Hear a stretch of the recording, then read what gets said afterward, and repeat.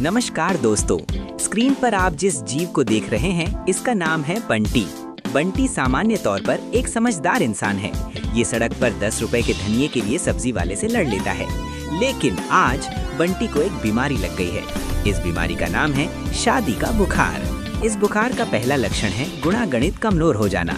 बंटी की सैलरी है 30,000 रुपए, लेकिन बंटी ने प्लान बनाया है 15 लाख रुपए की शादी करने का। क्यों? क्योंकि शर्मा जी के लड़के की एंट्री हेलीकॉप्टर से ली थी, तो बंटी कम से कम ड्रोन से तो टपकेगा ही। बंटी को लगता है कि शादी 2 दिलों का मिलन नहीं, बल्कि 2 बैंक अकाउंट का विनाश है। शादी से पहले आता है द प्री वेडिंग शूट।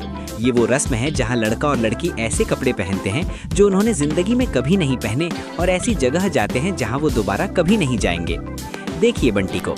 इस फोटो के लिए बंटी ने 50,000 रुपए फोटोग्राफर को दिए हैं। कैप्शन डालेगा लॉस्ट इन हर आइज।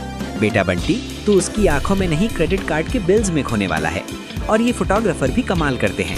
भैया थोड़ा लेफ्ट, थोड़ा राइट। हाँ, अब ऐसे हंसो जैसे लोन पास हो गया हो। बंटी को लगता है ये इन्वेस्टमेंट है मेमोरीज में।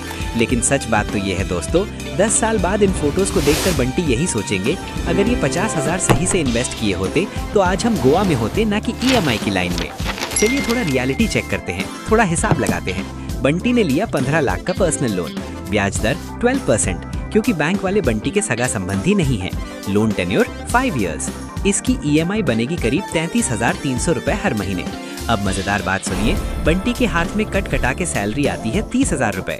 मतलब सैलरी आने के पहले ही बंटी -3,500 रुपए के घाटे में है।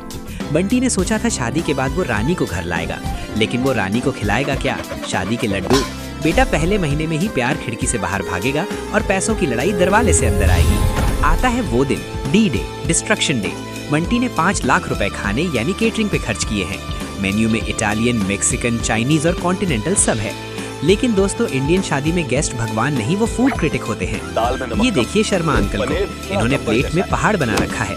पनीर के ऊपर नूडल्स, नूडल्स के ऊपर गुलाब जामुन, और फिर भी बोलेंगे मजा नहीं आया, दाल में नमक कम था। बंटी स्टेज पर खड़ा मुस्कुरा रहा है, लेकिन अंदर ही अंदर वो कैलकुलेट कर रहा है। एक प्लेट 1200 रुपए की है और फूफा जी ने आधा खाना डस्टबिन में फेंक दिया, यानी फूफा जी ने बंटी के 600 रुपए सीधा कचरे में डाल दिए। बंटी भाई, इन लोगों को इम्प्रेस करने के लिए तुमने लोन लिया था। शादी खत्म, मेहमान अपने घर गए, टेंट वाला अपने पैसे ले गया। अब बचा कौन? सिर्फ बंटी, उसकी बीवी और बैंक की EMI। अब अगले 5 साल तक जब बंटी के दोस्त गोवा ट्रिप प्लान करेंगे, बंटी बोलेगा मेरी तबीयत खराब है, यानी जेब खराब है।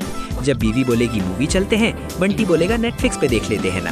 दोस्तों, इस कहानी का मॉरल सिंपल है। शादी एक दिन की होती है, लेकिन जिंदगी लंबी होती है। लोगों को दिखाने के लिए अपनी फाइनेंशियल लाइफ की बलि मत चढ़ाओ। अगर बंटी के पास दिमाग होता तो वो शादी अपने बजट में करता, ना कि किसी की देखा देखी। और वो 15 लाख रुपए म्यूचुअल फंड में डालता, आज वो करोड़पति बनने की राह पे होता, कर्जदार नहीं। लेकिन अब क्या हो सकता है, बंटी तो गया, पर आप बच सकते हैं। अगर आपको अपने पैसे प्यारे हैं तो नीचे वो लाल रंग का सब्सक्राइब बटन दबाओ। मनी मैपिंग को ज्वाइन करो, क्योंकि हम यहाँ पैसे की बात करते हैं, शो ऑफ की नहीं।